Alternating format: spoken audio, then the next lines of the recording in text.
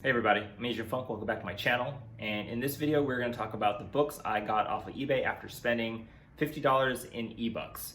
And for those of you who don't know what eBucks are, it's basically money that eBay gives back to you after every 3 months of spending. So how it works is every time you buy something, you get a percentage back in eBucks. After 3 months, they just total that up and then they say, hey, here's a bunch of money, go spend it. And so I was like, okay. Most of my friends like to always put that amount towards a big purchase, but I always like to have quantity over quality. And I was like, how many books can I get for $50? So I decided to treat myself and I was like, well, how many books can I get for about 50 bucks? The answer is about 15. And the only way I was able to do that was to buy books below cover price. And obviously these are all back issues. So let me go ahead and show you what I got. First up is Wolverine Weapon X number 8. This is an Adam Kubert cover, and I really love the horror vibe that this cover is giving off. I just like how you can tell who this person is based on the claws. You know, this could be any figure, but the claws pretty much give it away. And also, I think it's kind of weird that this very well dressed nurse is in this like dingy torture chamber. I'm not sure how many, facilities like that have a very well dressed employee. You would think it would be more of like a grungier maintenance person. Next up is What If number 66. This is what if Rogue wielded the power of Thor, but I just really like this roided out Rogue. She is like jacked. You know, all the heroes are just like wiped out. Even some villains here. I see Blob and Pyro and Mystique in the background. I didn't actually notice that till just now. But yeah, she is juicing hard on that Asgardian thunder. Next is the official Marvel Index number 3. This cover is by Bill Sienkiewicz. It's a wraparound, which is pretty sweet. But yeah, just really love his work, especially in the early days. This is actually a cover I've been wanting to get for a while, but just didn't want to pay more than $5 for it. And then when I saw that my comic shop had it for like $2 in a pretty good condition, in fine condition, I went for it. Next up is Elektra and Wolverine, The Redeemer, number 3. This cover is by Yoshitaka Amano. He is best known for doing all the cover art and poster art for the Final Fantasy games. So when I saw that he did a cover for Marvel, I was like, that's pretty sweet. The other 2 covers are actually pretty good too, but I just really like the red on this. I think the other 2 might have been different colors, like yellow and black. But the red was just the one that stood out to me. Next is the Sentry number 3. This is a Phil Noto variant cover. I just really like the 60s vibe of the Fantastic Four here.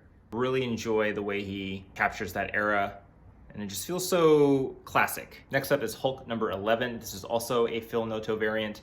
I really like how this looks like a Time magazine cover, but with like the Hulk purple and green trim applied to it. But yeah, just a fan of his work, but I love it. Next up is the official Marvel Index to the Fantastic Four number 2. This is a Bill Sienkiewicz cover again. I think this is a wraparound cover. I recently saw him post this on his Instagram and I was like, oh my gosh, I didn't know he did a Fantastic Four cover. I really like the way he drew the group. You can see Dr. Doom at the bottom there.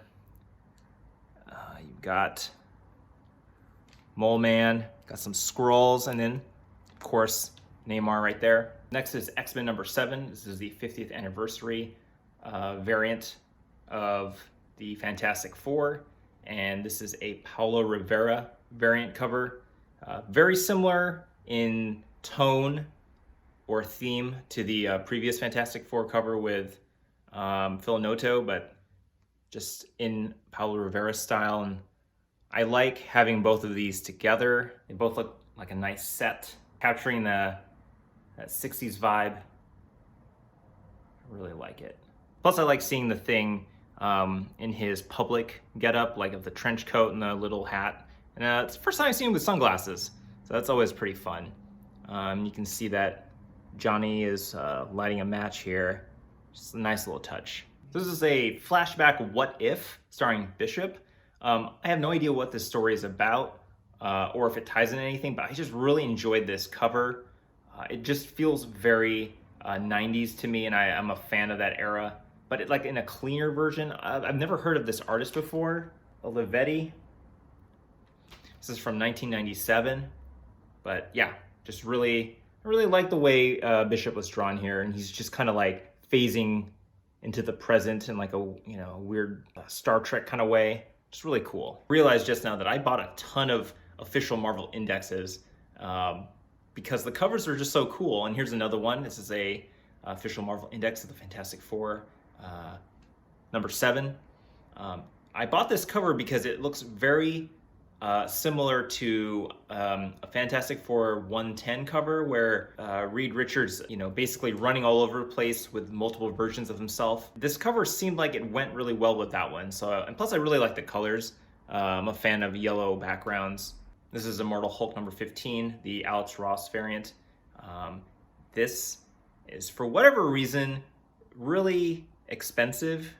Like by expensive, I mean like it goes for like $15 to $20, and I don't know why, but when my comic shop had it for like $5, I bought it. I feel like he's like jumping for fun, like he's having a good time. This actually reminds me of that Ang Lee Hulk movie where he did a lot of jumping and he actually was like having a good time. So this kind of reminded me of that. This is Chew number 55. This is a variant, actually a movie poster homage of The Hateful Eight, which is a Quentin Tarantino movie. There's actually several covers that are homages to other Quentin Tarantino movie posters of this series, and I am on a hunt to collect all of them, but this is one of them that I got on this haul. But yeah, just really cool. Switching out, I guess, people's silhouettes with eating utensils, because, this book's about eating.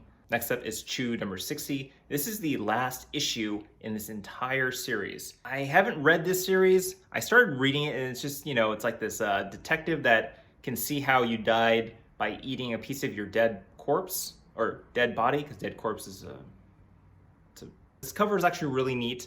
I thought I'd get it. Not a lot of last issues in my collection, but I thought this would be a nice addition to it. Next up is X-Men Adventures number 15.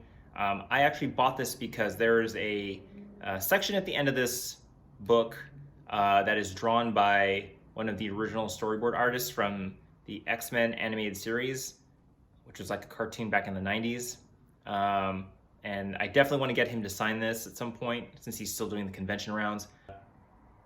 See Jubilee there, always nice to see her on the cover. But man, where the hell is Morph? And the last book that I got from this haul is Flaming Carrot Comics number 27 by Dark Horse Comics,